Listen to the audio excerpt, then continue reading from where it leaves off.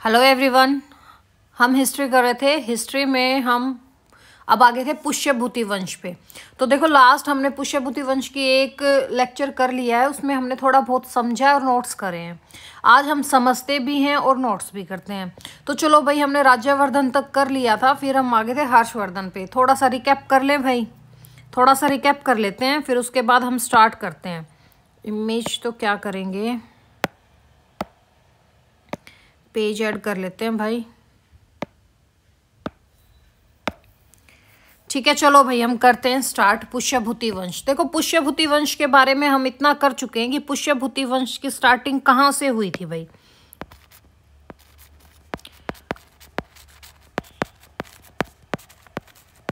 नींव किसने रखी? पुष्यभूति ने। नींव किसने रखी भाई? पुष्यभूति ने। कब रखी भाई? 500 ईस्वी के आसपास रखी, जब आपका गुप्तोत्तर काल आ गया था। ये भी मैं आपके बात करवाऊंगी। उसके बाद एक शासक बोले जाते हैं, कौन? इनके बाद नरवर्धन, पर इनका कहीं ज़्यादा जिक्र नहीं मिलता। ठीक है भाई, नरवर्धन का कहीं ज़्यादा जिक्र नहीं मिलता। नरवर्धन संस्थापक बोले जाते हैं इनके। कब से कब तक? 500 से 525 ईस्वी तक। ये हम लास्ट वीडियो में भी कर चुके, थोड़ा सा रिकैप कर लेते हैं। फिर इनके बाद इनके बेटे कौन आए थे भाई? राज्यवर्धन प्रथम। फिर कौन आए थे भाई? राज्यवर्धन प्रथम। Then Adityavardhan and then Prabhakar Vardhan. जो ये प्रभाकर वर्धन है, इनकी पत्नी का नाम था यशोमती। क्या नाम था? यशोमती। इन दोनों के 3 बच्चे होते हैं। कौन कौन होते हैं भाई इनके बच्चे? इनके बच्चे होते हैं, एक तो राज्यवर्धन द्वितीय, हर्षवर्धन, और इनकी बेटी राजश्री। कौन? राजश्री। राजश्री भी कह देते हैं इनको, और एक और नाम है इनको कन्याश्री भी, इन्हीं को बोला जाता था। क्या भाई? कन्याश्री। ठीक है, राजश्री और कन्याश्री इन्हीं को बोला जाता है। देखो भाई, पुष्यभूति वंश की स्टार्टिंग कैसे हुई थी? ये आपका भारत था। भारत था क्या? भारत तो आज भी है। ये आपका इंडिया था। इंडिया में क्या हो रहा था भाई? एक टाइम पे यहाँ मगध था आपका मगध।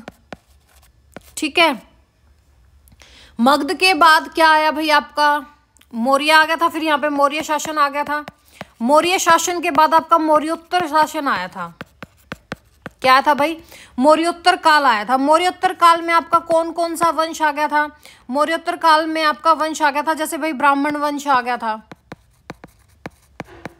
ठीक है, जैसे आपके ब्राह्मण वंश में कौन कौन थे? सातवाहन वगैरह ये आगे थे आपके। कण्व, सातवाहन और शुंग आगे थे। वहीं साइड बाय साइड यहाँ से विदेशी आक्रमण हो रहे थे। जो कौन थे भाई? सिकंदर ने किया था सबसे पहले नंद वंश के टाइम पे। फिर जैसे इनके सेल्यूकस निकेटर आगे थे, उनके पूर्वज आगे थे। हिंदू यूनानी आगे थे भी आपके। फिर कुषाण्स आगे थे, शक आगे थे। ये यहाँ से चल रहे थे। तो जो ब्राह्मण वंश और ये वाला है हिंदू यूनानी काल, इसको हम क्या बोलते हैं? मौर्योत्तर काल बोलते हैं। वैसे ही जब मौर्योत्तर काल खत्म होता है तो कौन सा काल स्टार्ट होता है भाई? गुप्त काल स्टार्ट होता है। कौन सा काल स्टार्ट होता है? गुप्त काल। गुप्त काल के बाद कौन सा आ जाता है भाई? गुप्तोत्तर काल आ जाता है। कौन सा आ जाता है? गुप्तोत्तर काल। ये गुप्तोत्तर काल क्या हुआ भाई? जब गुप्त वंश खत्म हुआ तो छोटे छोटे राज्य बट गए थे। ठीक है, छोटे छोटे राज्यों का उदय हुआ। ठीक है, इन्हीं को हम क्या बोलते हैं? गुप्तोत्तर बोलते हैं। जो पूर्ण मध्यकाल और आपका जो पूर्व मध्यकाल है वो यहीं से स्टार्ट होता है। पूर्व मध्यकाल का इतिहास कहाँ से स्टार्ट होता है भाई? यहाँ से होता है, गुप्तोत्तर काल से। ठीक है, यहाँ पे क्या होता है भाई? जैसे आपका ये दोबारा बनाते हैं हम। भारत था। भारत में एक एरिया था इस साइड, सभी जानते हैं, आज के दिन भी है, वेस्ट बंगाल, यानी कि आपका पश्चिमी बंगाल। पश्चिमी बंगाल में एक राज्य उदय होता है, या एक प्रांत आ जाता है, या एक वंश आ जाता है, जिसको हम किस नाम से जानते? गौड़ वंश। गौड़ वंश। ठीक है, कहाँ आया? बंगाल में आया। वहीं पे आपके इसके ही बिल्कुल साइड में एक और वंश उभरा जिसको आप मगध, क्योंकि भाई बाद में तो मगध बट गया था। मगध में कौन आगे थे भाई आपके, जिसको मगध को आप क्या कहते हो? इत्र नगरी ना, इत्र नगरी कहते हो। सॉरी कन्नौज को बोलते हैं भाई इत्र नगरी। मगध में कौन आगे थे? परवर्ती गुप्त भी इनको बोला जाता है, यानी कि आपका कौन सा? मालवा वंश। कौन सा आ गया भाई? मालवा वंश। यहाँ पे कौन राज्य आगे थे? यहाँ पे तो देखो आपके शशांक आगे थे, ठीक है। और मालवा वंश में कौन आगे थे भाई? जिन्होंने आपके ग्रहवर्मा को मारा था, कौन थे भाई? वो देवगुप्त। कौन आगे थे यहाँ पे मालवा वंश में? देवगुप्त, ठीक है। फिर यहाँ पे आपको पता है उड़ीसा वंश था भाई, उड़ीसा के शासन चल रहे थे। फिर उसके पास ही आपका एक और एरिया आ जाता है। कौन सा एरिया? कन्नौज का एरिया। और कन्नौज का अन्य नाम क्या है भाई? कन्याकुब्ज, जो हमने लास्ट में भी किया था। क्या? कन्याकुब्ज। और कन्नौज का एक और अदर नेम क्या है? क्या है भाई अदर नेम? इसका अन्य नाम है महोदय। महोदय बोल दो या महोदया बोल दो, ठीक है। और ये क्वेश्चन पूछा जा चुका है। और ये दूसरा नाम क्या है? कन्याकुब्ज, ठीक है। इसको ही हम क्या बोलते हैं? इत्र नगरी भी। ये आपका कन्नौज आ गया। कन्नौज में कौन सा शासन स्टार्ट था भाई? कौन सा वंश आ गया? मोखरी वंश। कौन सा आ गया भाई? मोखरी वंश, जिसके राजकुमार कौन थे? ग्रहवर्मा थे। कौन थे? ग्रहवर्मा। और यहाँ पे फिर आपका एक और वंश आ जाता है। कौन सा? यहाँ पे हरियाणा है। यहाँ पे आ गया आपका हरियाणा। हरियाणा में एक जगह थी स्थानेश्वर। क्या थी? स्थानेश्वर, जिसको आज के दिन हम थानेश्वर नाम से जानते हैं, जो आज के दिन हरियाणा में कहाँ पर है भाई? कुरुक्षेत्र में है। कहाँ पर है? कुरुक्षेत्र में। यहाँ एक वंश आया उभर के। कौन सा आया भाई? जिसको हम पुष्यभूति वंश भी बोल देते हैं, या जिसको हम वर्धन वंश भी बोलते हैं। वर्धन वंश क्यों बोला जाता है? क्योंकि भाई देखो, पुष्यभूति के बाद नरवर्धन आए। कौन आए? नरवर्धन आए। नरवर्धन के बाद राज्यवर्धन प्रथम आए, ठीक है। उनके बाद आदित्यवर्धन आए। आदित्यवर्धन के बाद कौन आते हैं भाई आपके? प्रभाकर वर्धन आए, ठीक है। प्रभाकर वर्धन के बाद राजवर्धन द्वितीय आए। फिर आपके हर्षवर्धन आए। तो इस वर्धन की वजह से इसको क्या बोला जाता है भाई? वर्धन वंश भी बोला जाता है, ठीक है। यहाँ पे फिर एक और आपका एरिया था गुजरात। कौन सा था भाई? आज का गुजरात, जिसको आप उस टाइम पे क्या बोलते थे? वल्लभी। क्या बोलते थे? वल्लभी, ठीक है। वल्लभी में कौन सा वंश था भाई? मैत्रिक वंश था। कौन सा था भाई? मैत्रिक वंश था। कौन सा वंश था? मैत्रिक वंश। इतनी चीज आपको समझ में आ गई होगी आई गेस, ठीक है भाई। तो चलो हम स्टार्ट करते हैं। पेज खत्म हो गया। पुष्यभूति वंश कर लिया हमने देख लिया था कि भी संस्थापक कौन है इनके? प्रभाकर वर्धन थे। प्रभाकर वर्धन की शादी किनसे होती है? यशोमती से होती है। उनसे 3 बच्चे होते हैं। इनकी कैपिटल कौन सी है भाई? इनकी कैपिटल इन्होंने बनाई थानेसर। पहले थानेसर थी, फिर हर्षवर्धन कहाँ लेके चला गया था भाई? राजधानी कन्नौज लेके चला गया था। ये स्टोरी भी हम आगे करेंगे। देखो इन्होंने कौन कौन सी उपाधि धारण की थी भी प्रभाकर वर्धन ने? एक तो परम भट्टाकर, और दूसरी महाराजा धीराज, ठीक है। इनके 3 बच्चे हुए। कौन कौन हुए? राज्यवर्धन, हर्षवर्धन और राजश्री। तो देखो भाई क्या होता है, जो प्रभाकर वर्धन है इनके 3 बच्चे होते हैं। पीछे भी हमने कर लिया। कौन? एक तो राज्यवर्धन, सेकंड बोल दो, ठीक है। वैसे इनको राज्यवर्धन बोल दो क्योंकि राज्यवर्धन प्रथम का इतना ज्यादा पूछा नहीं जाता, इन्हीं का पूछा जाता है। हर्षवर्धन, एंड देन इनकी बेटी थी जो राज्यश्री। इन्हीं को हम किस नाम से, अन्य नाम से जानते हैं? कन्याश्री के नाम से जानते हैं। ठीक है, क्या होता है भाई, ये जो राजश्री है, राजश्री की शादी हो जाती है, किससे हो जाती है राजश्री की शादी? इनकी हो जाती है, कन्नौज था ना जो आपका, ये जो एरिया था कन्नौज, कन्नौज के राजकुमार राजा ग्रहवर्मन से हो जाती है। कन्नौज के मोखरी वंश के राजा ग्रहवर्मा से हो जाती है। हो गई भाई। यहाँ पे क्या होता है, जो आपका मालवा का नरेश होता है, मालवा नरेश कौन? देवगुप्त। ये क्या करते हैं भाई, ये ग्रहवर्मा की हत्या कर देते हैं, हत्या कर दी।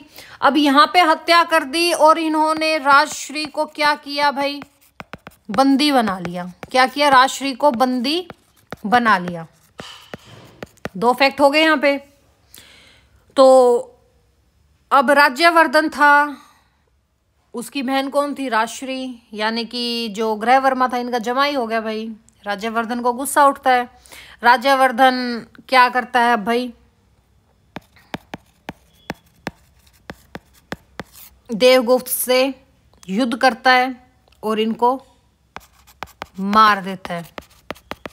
ठीक है, कौन मार देता है? राज्यवर्धन मार देता है। अब क्या होता है भाई, देवगुप्त का एक दोस्त होता है गौड़ वंश का शासक शशांक। कौन होता है? शशांक, गौड़ वंश का। ये इसका दोस्त है। ये दोनों क्या हैं? मित्र हैं, अच्छे मित्र हैं। ये भाई शशांक क्या करता है, राज्यवर्धन को ये शशांक मार देता है। अब कैसे मार देता है? धोखे से मारता है भाई, अपने घर बुला के। ठीक है, हो गया यहाँ पे। और इसी ने साथ में राजश्री को भी कैदी बनाए रखा। ठीक है, यहाँ पे देखो, भाई भी गया, बहन भी बंदी बन गई। ठीक है, बंदी मतलब वो बंदी नहीं जो आजकल आप लोग बोलते हो, बंदी मीन्स कैदी बन गई। ठीक है, कैद में थी राजश्री। अब हर्षवर्धन आता है।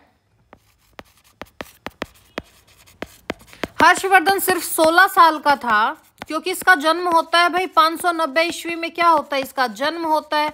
और ये राजगद्दी पर 606 ईस्वी में बैठता है, क्योंकि 605 ईस्वी में राज्यवर्धन बैठता है और राज्यवर्धन 1 साल तक शासन करता है, वो इसमें मारा जाता है।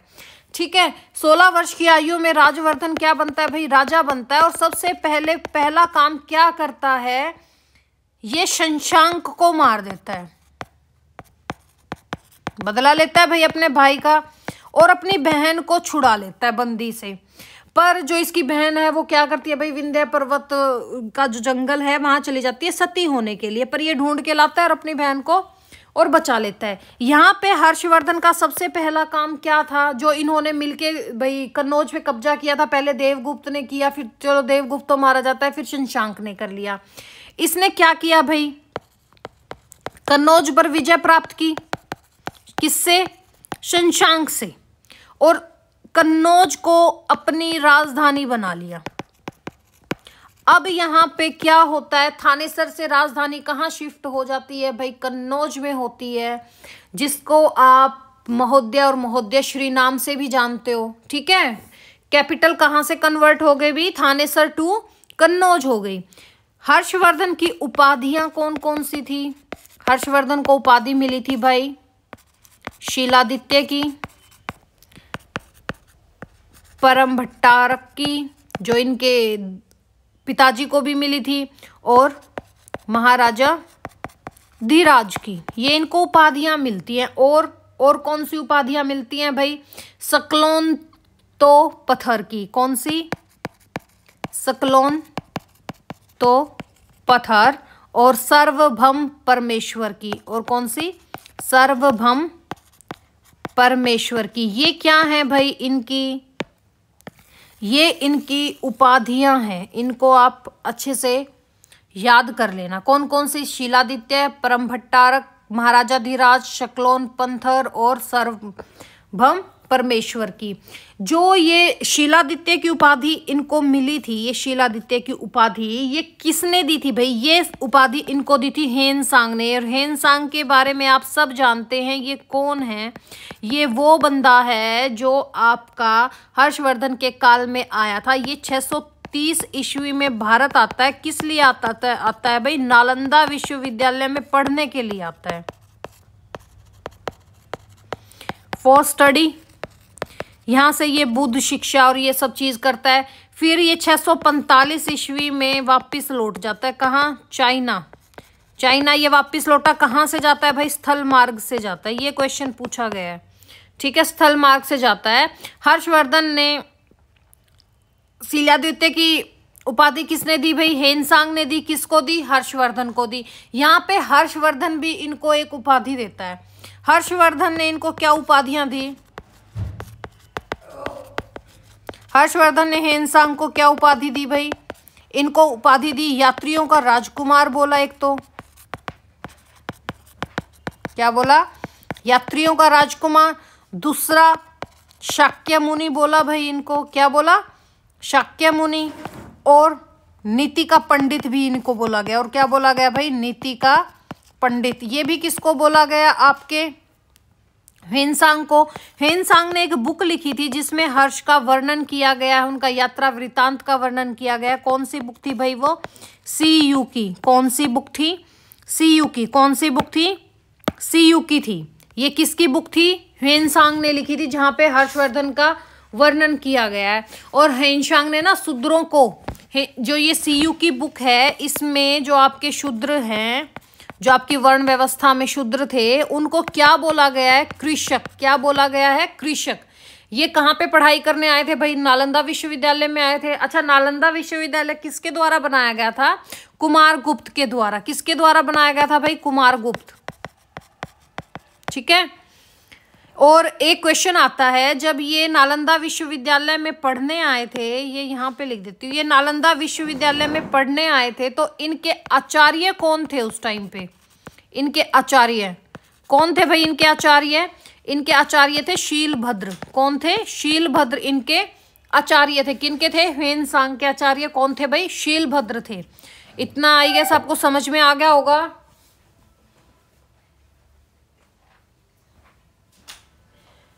ठीक है भाई, कौन थे इनके आचार्य? शीलभद्र। देखो भाई, ह्वेनसांग ने हर्षवर्धन को क्या उपाधि दी? शीलादित्य की उपाधि दी। ह्वेनसांग भारत कब आए थे? 630 ईस्वी में आए थे। कहाँ पर आए थे? नालंदा विश्वविद्यालय में बौद्ध शिक्षा ग्रहण करने आए थे, ठीक है। उस टाइम इनके आचार्य कौन थे? शीलभद्र थे, ठीक है। और हर्षवर्धन ने ह्वेनसांग को क्या क्या उपाधियां दी थी? क्या क्या उपाधियां दी थी? एक तो यात्रियों का राजकुमार बोला इन्हें, शाक्य मुनि बोला, और नीति का पंडित बोला। ये ह्वेनसांग की बुक कौन सी थी? सीयू की। सीयू की में शूद्रों को क्या बोला गया भाई? कृषक। क्या बोला गया? कृषक। और फिर देखो, हर्षवर्धन के काल में एक दरबारी कवि होते थे। कौन होते थे भाई? एक दरबारी कवि, ठीक है। कौन थे? बाणभट्ट। कौन थे? बाणभट्ट। बाणभट्ट से ही हमें, बाणभट्ट की जो हर्ष चरित्र है, यहीं से तो हमें हर्षवर्धन के पूर्वजों का पता चलता है, ठीक है। किसका पता चलता है भाई? बाणभट्ट के हर्ष चरित्र से हमें हर्षवर्धन के पूर्वजों का पता चलता है कि भी पुष्यभूति वंश थे ऐसे। बाणभट्ट ने 2 किताबें लिखी थी। कौन कौन सी लिखी भाई? एक तो हर्ष चरित्र लिखी थी, ठीक है, और दूसरी कौन सी थी? कादंबरी। कौन सी थी भाई? कादंबरी। कौन सी थी? कादंबरी। और है ना, हर्षवर्धन ने भी कुछ ऑटोबायोग्राफीज लिखी थी, यानी कि कुछ इनकी बुक्स थी। वो कौन कौन सी थी भी हर्षवर्धन की बुक्स? कौन सी थी इनकी बुक्स कह दो, या इनकी ऑटोबायोग्राफी कह दो। एक तो रत्नावली, प्रियदर्शिका,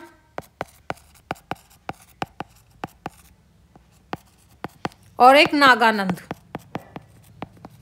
कौन कौन सी थी? रत्नावली, प्रियदर्शिका, नाकान और नागानंद। इसको याद कैसे रख सकते हो भाई, कैसे याद रख सकते हो? अगर इसका शॉर्टकट लें, कुछ भी कह दो कि प्रियदर्शिका है वो नाग का रत्न लेके भाग गई।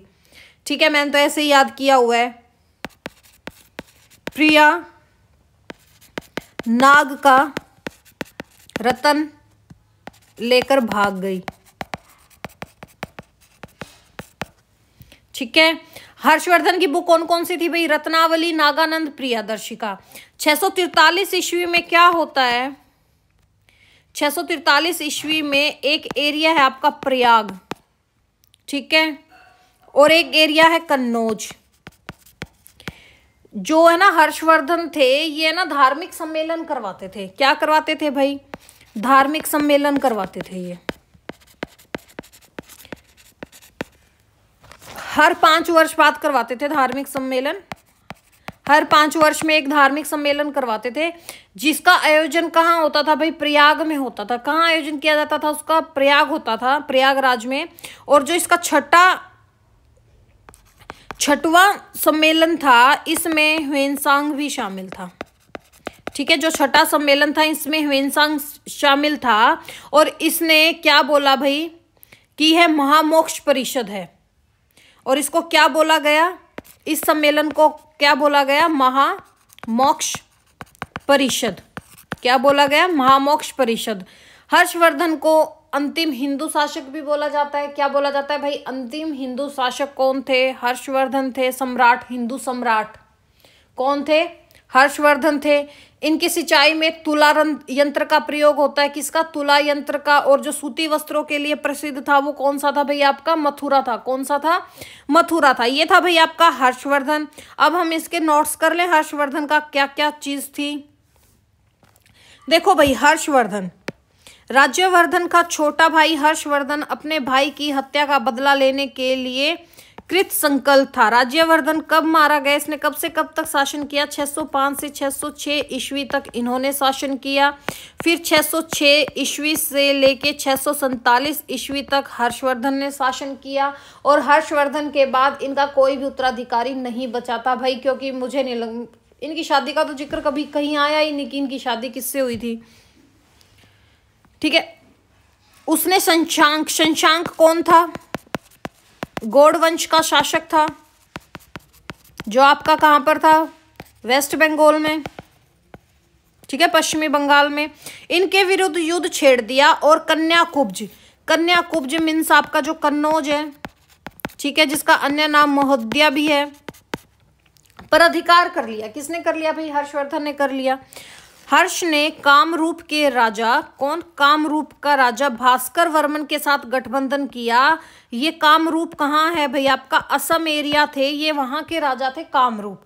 इनके जो राजा थे भास्कर वर्धन, इसके साथ इन्होंने गठबंधन कर लिया और फिर शशांक को इन्होंने इस युद्ध में मार दिया। ठीक है, इस युद्ध का विवरण हर्षचरित्र नाम से ज्ञात होता है। और हर्षचरित्र किसके द्वारा लिखी गई है?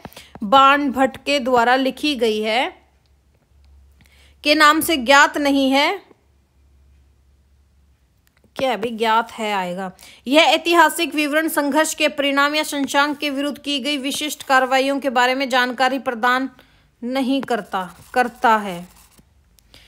ऐसा लगता है कि शशांक ने हर्ष और भास्कर वर्मन की संयुक्त ताकत और मित्र देशों की मालवा सेना की हार के बाद अपनी कमजोर स्थिति को पहचानते हुए टकराव से पीछे हटने का फैसला लिया। उस टाइम मालवा नरेश कौन था भाई? इनका दोस्त था देवगुप्त। ठीक है, देवगुप्त को तो राज्यवर्धन ने ही मार दिया था, लेकिन अब जैसे मालवा एरिया हो गया, कन्नौज एरिया हो गया, और आपका जो गौड़ वंश का एरिया हो गया, गौड़ था भाई, यहाँ पे पाल वंश भी था। ठीक है, ये एरिया किसके अंडर था? शशांक के अंडर था। अब जो हर्ष और भास्कर वर्मन एक साथ आए तो ये क्या हो गया भाई? वहां से भाग जाता है। हर्ष ने अपनी बहन को सफलतापूर्वक बचाया। कहाँ से बचाया भाई? ये सती होने के लिए जा रही थी। कहाँ पर? विंध्य के जंगलों में। पहले तो कैदीपन से छुड़वाया भाई, जो शशांक ने इनको कैद किया हुआ था, और अपनी शक्ति को मजबूत करते हुए कन्याकुब्ज को अपने नियंत्रण में लिया। ऐसा माना जाता है कि ग्रहवर्मन के छोटे भाई अवंती वर्मन ने संभवतः एक शासक के रूप में शुरुआत में गद्दी संभाली थी। ठीक है, ग्रहवर्मन कौन था? राजश्री का हस्बैंड था, उसका पति था। कहाँ से था? ये भी कन्नौज का राजकुमार था। तो अवंती वर्मन भी क्या थे? इनके भाई थे। तो ऑब्वियस बात है कि कहीं ना कहीं इन्होंने भी कुछ टाइम के लिए तो अपना शासन किया ही होगा। उनकी मृत्यु के बाद हर्ष ने पूर्ण संप्रभुता ग्रहण की और खुले तौर पर खुद को मोखरी क्षेत्र का राजा घोषित कर दिया। मोखरी क्षेत्र जहाँ पे आपका ये ग्रहवर्मा और इनका भाई वगैरह था। ठीक है, आगे देखिए। हर्ष ने 606 ईस्वी से पुष्यभूति राजवंश पर प्रभावी ढंग से शासन कर रहा था, लेकिन शशांक जैसे दुर्जय विरोधियों पर विजय पाने के बाद वह औपचारिक राज्याभिषेक पर विचार कर सका। राज्य की राजधानी कोस्थानेश्वर, जिसको आज हम थानेसर नाम से भी जानते हैं, जो कहाँ पर है? कुरुक्षेत्र, हरियाणा में। ठीक है, कई बुक्स में आपको अंबाला मिलेगा भाई, वो कभी पहले जमाने में था, आज के दिन ये कुरुक्षेत्र में है। से कन्याकुब्ज यानी कि कन्नौज में स्थानांतरित कर दिया गया था और हर्ष के शासन के तहत पुष्यभूतियों और मोखरियों के क्षेत्रों को एक कर दिया भाई। अब जैसे जो आपका ये था, यहाँ आपका हरियाणा था, यहाँ आपका मोखरी था, अब ये कंप्लीट एक हो गया। ठीक है, हर्ष के टाइम पे। हर्ष शुरू से शैव हिंदू थे, लेकिन बाद में उन्होंने बौद्ध धर्म अपना लिया था। वह अपनी धार्मिक सहिष्णुता और हिंदू धर्म और बौद्ध धर्म दोनों के समर्थन के लिए जाने जाते हैं। कौन जाना जाता है भाई? हर्ष, जिसने बौद्ध धर्म को भी अपनाया और हिंदू धर्म को भी अपनाया। उन्होंने प्रसिद्ध प्रयाग या कन्याकुब्ज सभा बुलाई, जो आपको बताया था, जिसे हम किस नाम से जानते हैं भाई? महामोक्ष परिषद। ठीक है, जिसके 6वें संस्करण में कौन थे? आपके ह्वेनसांग भी थे। और एक भव्य धार्मिक सभा जिसे बौद्ध, हिंदू और जैन शामिल थे। हर्ष स्वयं एक विद्वान, एक लेखक था। इसने 3 बुक लिखी। ठीक है, उनकी सबसे प्रसिद्ध कृति हर्षचरित्र है। नहीं भाई, हर्ष की नहीं है, हर्षचरित्र। ठीक है, हर्षचरित्र किसकी है? बाणभट्ट की है। किसकी है? बाणभट्ट की है, जो कवि बाणभट्ट द्वारा लिखी गई एक जीवनी है, जो उनके जीवन के शासनकाल में अंतर्दृष्टि थे। और ये खुद भी एक लेखक थे। तो उन्होंने कौन कौन सी बुक लिखी थी भाई? एक तो प्रियदर्शिका थी, रत्नावली, और कौन सी थी? नागानंद। ठीक है, ये हर्षवर्धन की बुक्स थी। हर्ष कला और विद्या का संरक्षक था। उन्होंने नालंदा विश्वविद्यालय और बुद्धिजीवियों और विद्वानों को भारी अनुदान दिया। इन्हीं के टाइम पे तो ह्वेनसांग आया था भाई। उनके अधीन बाना जैसे कवि फले फूले। कौन अधीन? बाना जैसे। और बाना की चीज मैं आपको पीछे लास्ट वीडियो में करवा चुकी हूँ, ध्यान से करना। माना जाता है कि हर्ष ने स्वयं प्रियदर्शिका, रत्नावली और नागानंद नामक 3 नाटक लिखे थे। हर्ष की सेना ने एक मजबूत घुड़सवार सेना थी, जिसे अक्सर प्राचीन भारतीय युद्ध में एक महत्वपूर्ण संपत्ति माना जाता था। घुड़सवार सेना इकाइयों का उपयोग टोही, त्वरित हमलों और युद्ध के शौक सैनिकों के रूप में किया जाता था। युद्ध में हाथियों का उपयोग पुष्यभूति राजवंश की सेना के लिए एक प्रमुख विशेषता थी। हाथी अपने आकार और ताकत के लिए मूल्यवान थे और अक्सर दुश्मन के बीच भय और भ्रम पैदा करने के लिए उनका उपयोग किया जाता था। हर्षचरित्र में क्या दिया गया भाई? हर्षचरित्र में ये बताया गया है कि हथियारों का वर्णन किया गया है और पुष्यभूति शासकों ने अपनी तलवारों, युद्ध और युद्ध कौशल में दिखाने वाले प्रेम से भरा है। कौन सा? जो आपका हर्षचरित्र है। हर्ष का साम्राज्य विशाल है, जिसमें उत्तरी और पश्चिमी भारत का अधिकांश भाग शामिल है। इतने विशाल क्षेत्र पर शासन करने के लिए उन्होंने प्रांतों, क्षेत्रों में विभाजित किया है। प्रत्येक प्रशासन प्रांतीय गवर्नर अधिकारियों द्वारा किया जाता है, जिन्हें हम क्या बोलते हैं भाई? सामंत। 647 ईस्वी में क्या होता है? हर्ष की मृत्यु हो जाती है भाई, और पुष्यभूति राजवंश का आंतरिक संघर्ष और भारी आक्रमणों का सामना करना पड़ता है। साम्राज्य धीरे धीरे विखंडित हो जाता है और भाई और शक्तियां उभर कर आती है। ठीक है, यहीं से क्या हो जाता है भाई? वर्धन युग का या भी आपका जो पुष्यभूति वंश है उसका अंत समाप्त हो जाता है। कन्याकुब्ज यानी कि जो आपका कन्नौज है, एक राज्य के रूप में बना रहा। और फिर यहाँ पर राजा यशोवर्मन, जो कब आए थे भाई? 725 ईस्वी से 753 सीई। सीई का मतलब आज के दिन क्या होता है भाई? सीई का मतलब आज के दिन कॉमन एरा। क्या होता है? Common era. ठीक है, के तहत सुर्खियों में आया, जबकि भास्कर वर्मन जैसे हर्ष के अधिकांश सामंतों ने, जैसे भास्कर वर्मन कौन थे भाई? कामरूप के राजा थे, आसाम साइड के। हर्षवर्धन के अधिकांश सामंतों ने साम्राज्य को विभाजित कर लिया और विजित हिस्सों पर अपने राज्य में जोड़ लिया था। यशोवर्मन ने कन्याकुब्ज को शक्ति के केंद्र के रूप में बनाए रखा और 750 से 1000 ईस्वी के बीच इसका महत्व हद तक बढ़ गया। इसे जीतना भारत के शाही शक्ति का केंद्र बन गया। यहाँ तक कि दक्षिण भारत में राष्ट्रकूट आ रहे थे भाई, और उत्तर पश्चिम में प्रतिहार वंश आ गए थे। ठीक है, हर्षवर्धन के नेतृत्व में वर्धन राजवंश के क्षेत्र में प्रगति को आकार देते हुए राजनीतिक शासन संस्कृति में महत्वपूर्ण योगदान दिया।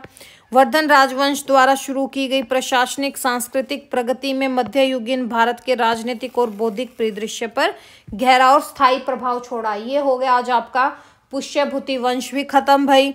अब हम नेक्स्ट करेंगे, देखते हैं राष्ट्रकूट करते हैं या प्रतिहार वंश करते हैं, एक वंश करेंगे। ठीक है, या इनके बाद हम एक बार कुषाण हमने कर लिए क्या? कुषाण, हाँ आई गेस कर लिए, अगर नहीं किए होंगे तो करेंगे। देखते हैं इसके बाद कौन सा स्टार्ट करते हैं टॉपिक। तो चलो भाई, मिलते हैं नेक्स्ट लेक्चर में। Thank you, have a nice day.